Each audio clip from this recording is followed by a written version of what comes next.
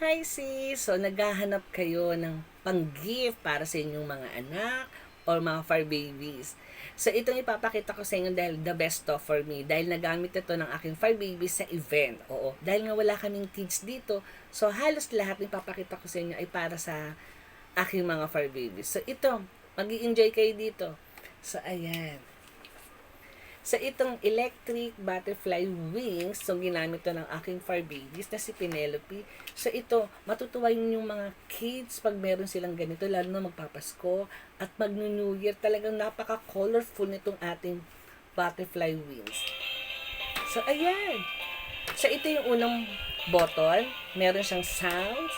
And then sa pangalawang button mga kasis, so ayan. So parang literal na parang lumilipad yung tunog niya. And then sa pangatlong button naman is ito na yung off. Ayan na siya. So ayun mga kasis, naku matutuwa yung mga kids pag meron silang butterfly wings na ganito. Kasi kahit nga ako tuwan-tuwan para sa akin mga dogs, sa mga bata pa kaya. Kaya mga kasis, nasa yellow basket na yung ating electrical butterfly wings. O, matutuwa talaga yung inyong mga junakis pag meron sila nito. Ayan. O, di ba mga kasis?